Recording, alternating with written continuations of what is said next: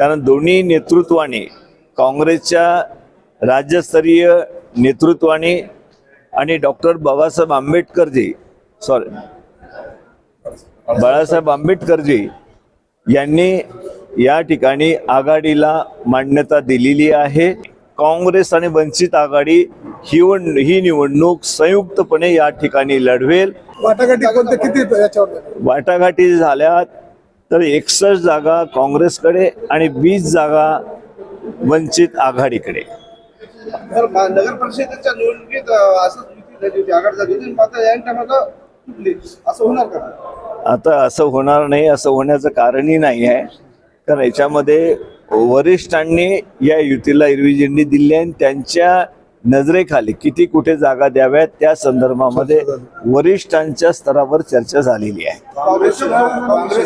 काँग्रेसनं गद्दारी केल्याचा ठपका मागच्या निवडणुकीत वंचितनंच ठेवला होता।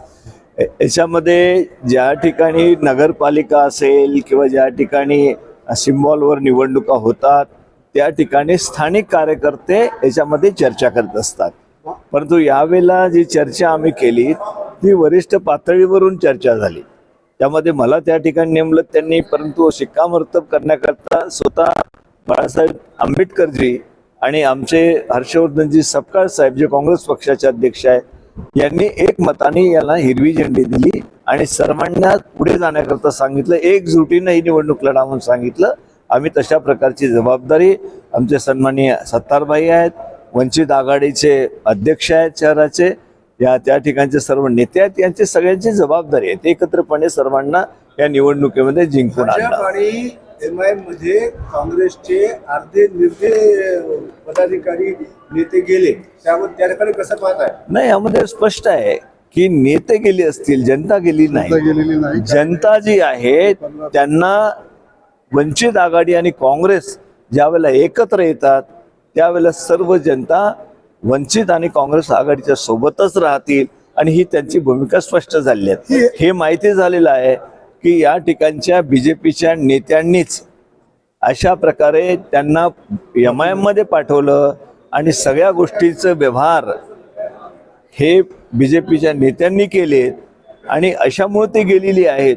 ते काही विचाराने गेलेली नाही आहेत की काँग्रेसपासून जनता दूर गेलेली नाही आहेत। ही 4-6 काही 10-12 लोक गेली असेल नगरसेवक कोणी केलं? ही जनतेने त्यांना नगरसेवक केलं। त्या भागातल्या लोकांशी विचारून गेले का? ते सगळ्यांची बैठक घेऊन गेलेत? आम्हाला आता काँग्रेस सोडायची आहे, MIM मध्ये जायचं आहे, काँग्रेसला पडायचं आहे, बीजेपीला आणायचं आहे, हे म्हणून गेलेत का? ते हे जनतेला विचारून गेले असते समजू शकतो आपण, पण जनतेला त्यांनी विचारलं का? स्वतःच्या फायद्याकरता कोणाच्या तरी बीजेपीच्या सांगण्यावरून अशा प्रकारचा जर ते भूमिका घेत असेल तर लोकांना कळतं की निवडणुकीमध्ये यांची बहुजन आघाडीची आणि काँग्रेसची मतं फोडण्याकरता हे त्या ठिकाणी गेलेली आहे। कोणत्या नेत्याने केलं? कोणत्या सगळ्यांना स्पष्ट आहे। माझ्यातून तुम्ही आता प्रेसवाले आहेत, कोण नेता आहे बीजेपीचा इथं नांदेडला वेगळं काही सांगण्याची गरज आहे का? आणि ते काय करू शकतील हे तुम्हाला माहित आहे, आणि हे सगळं कोण करू शकते? आणि आम्ही आता नाव घेतलं मी प्रेसमध्ये, मी उघडपणे नाव घेतलं, असं कोणाच्या मनात किंतु परंतु राहू नये। चव्हाणांकडे सुद्धा मोठ्या प्रमाणावर मुस्लिम वर्ग जो आहे तो आकर्षित झालाय, त्याची कारण काय आहेत? काय वाटतं तुम्हाला? याच्यामध्ये कुठेही आकर्षित झालेले नाही आहेत।